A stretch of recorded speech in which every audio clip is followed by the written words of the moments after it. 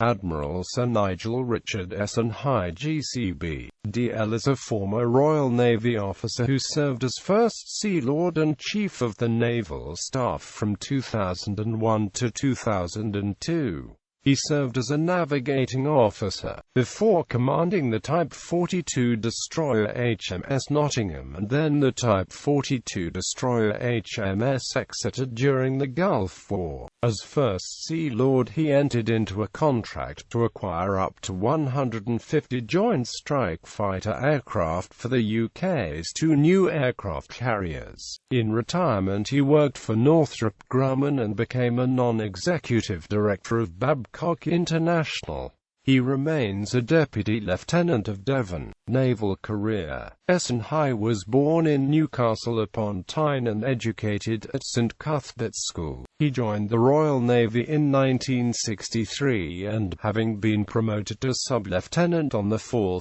June 1965 and to lieutenant on 1 May 1967, he qualified as a principal warfare officer in 1972, specializing in navigation. He served as a navigating officer on the frigate HMS Juno and then the destroyer HMS Antrim before joining the staff of the Flag Officer Sea Training. Promoted to Lieutenant Commander on 1 May 1975, he was posted to the destroyer HMS Glasgow in 1978. After his promotion to Commander on 31 December 1980, Essenhigh joined the Ministry of Defence for duty with Naval Manpower Training. He worked on the 1981 Defence Review. He took command of the Type 42 destroyer HMS Nottingham in 1982 and saw service in the Atlantic, Mediterranean and West Indies. His next post was on board HMS Ark Royal during its construction in 1984. Promoted to captain on 31 December 1985. He attended the Royal College of Defence Studies in 1986 and then returned to the Ministry of Defence to be Assistant Director in the Naval Plans Department in 1987.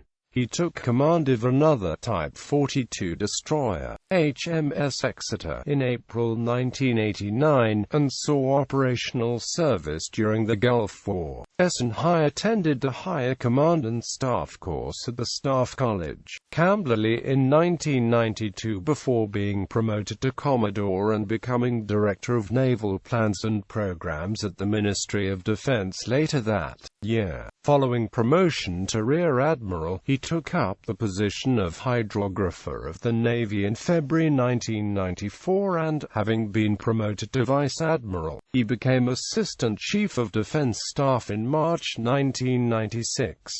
In September 1998 he was promoted to Full Admiral and was appointed to the post of Commander-in-Chief Fleet as well as NATO Commander-in-Chief Eastern Atlantic and NATO Commander Allied Naval Forces Northwest Europe. He was appointed a Knight Commander of the Order of the Bath in the 1999 Birthday Honours. In January 2001 he became First Sea Lord and Chief of the Naval Staff. In that role he entered into a contract to acquire up to 150 Joint Strike Fighter aircraft for the UK's two new aircraft carriers. He was advanced to Knighthood Cross of the Order of the Bath in the 2002 Birthday Honours and retired on 3 December 2002. Later career. In retirement, Essenhigh became an advisor to Northrop Grumman and from 2010 to 2011 he was Chief Executive of its Information Systems Europe business, involved in the supply of command, control, and intelligence and counter-IED products to customers throughout Europe.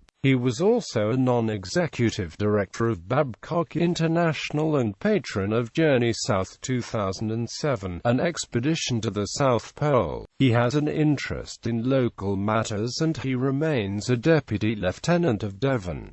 He is married to Susie, who is sponsor of the frigate HMS St. Albans, as essayist. On the 13th of June 2015, after the previous month's general elections, and together with Admiral of the Fleet Lord Boyce, Field Marshal Lord Walker and Air Chief Marshal Sir Peter Squire, he painted the UK armed forces as feeble, and said, "We are appeasing our enemies and making the same mistakes as in the 1930s during the rise of Nazism." Quote, he characterized the status quo as parlous, argued for a review which was policy-led as opposed to resource-driven, and closed with an appeal for a review that must demonstrate to potential enemies that Britain continues to be a country that will not be coerced into submission through military weakness when diplomacy fails in the future, as it did in the 30s.